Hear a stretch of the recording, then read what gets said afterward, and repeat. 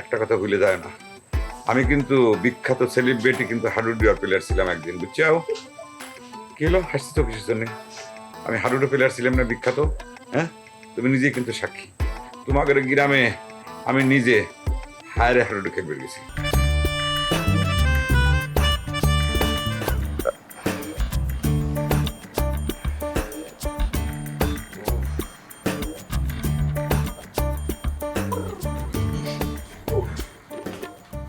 বাপ রে বাপ, একটু ফোটা তেল গরম করার জন্য এত সময় লাগলো? মনে হচ্ছে যে তুমি ওই কলুবাড়ি যায় সরিষার তেল ভাঙায় তারপর তেল গরম করে নিয়ে আসলে। বাড়ির মধ্যে ম্যাচ ছিল এক খ্যাত, যেটা যদি তোমার হাতে দিছিল সেটা তো ওই যুদ্ধের ময়দানে না জানি কোন জায়গায় ফালা রয়েছে, সেটা তো ও দিস নাই। তার মানে কি করে চাচ্ছে ও? সর্দার বাড়িতে একটাই ম্যাচ ছিল। একটা ম্যাচ থাকবো না তো কয়টা ম্যাচ থাকবো? হ্যাঁ, এই বাড়ি থেকে কেউ বিড়ি সিগারেট খায় যে জনে জনে ম্যাচ পকেটে করে নিয়ে ঘুরে বেড়াবো? আচ্ছা ঠিক আছে, বুঝলাম। এরপর এক বস্তা ম্যাচ কিনে এসে তোমার কাছে জমা দেবো, যাতে এক ফোঁটা তেল গরম করার জন্য শরীরের ব্যথা মরে না যায়। ও, শরীরের ব্যথা মরে গেছে?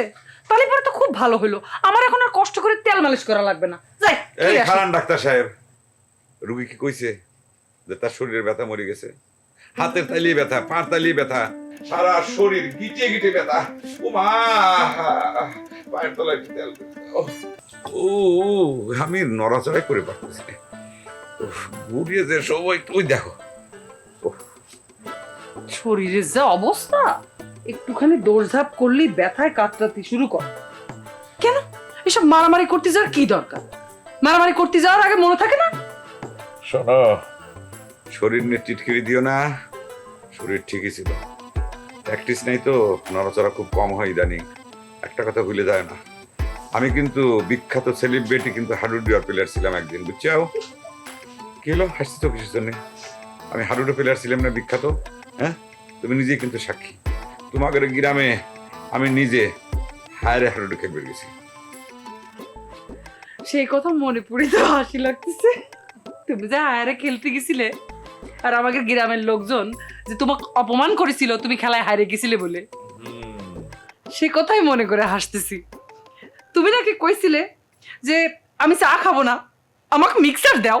হ্যাঁ, তাছাড়া কি হলো? আমি প্লেয়ার মানুষ, যে কোনো প্লেয়ারেরই কোনো নেশা করা ঠিক না, সেটা চা বিড়ি সিগারেট যেটাই হোক না কেন। সেজন্য আমি চা খাই নেই, আমি কইছি যে আমি মিক্সার খাবো। সমস্যা কেন?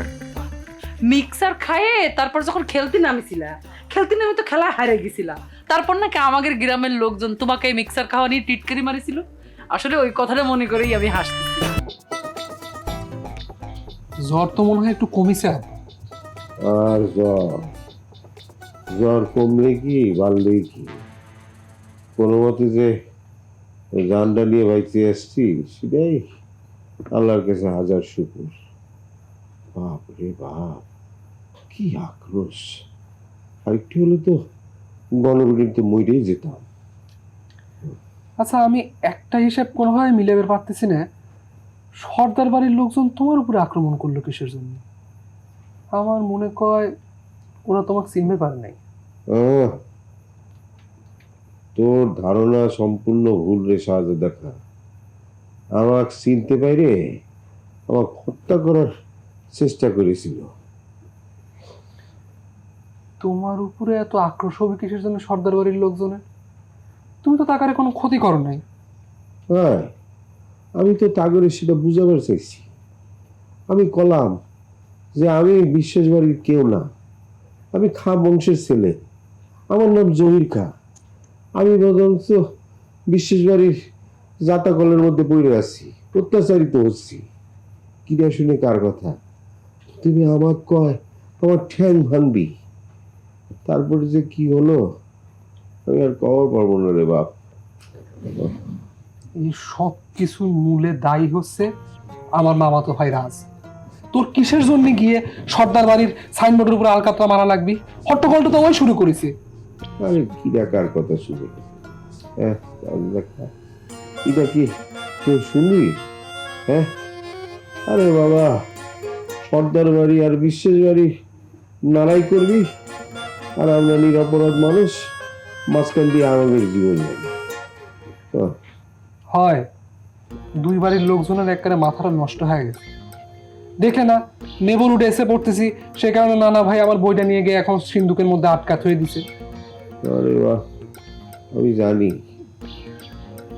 আমি সে কথা তোর মা কবার গেছিলাম, সে তো আমার অপমান করলো। শুধু অপমান না, নানান ধরনের হুমকি ধামকি সম্মুখীন হয়েছে।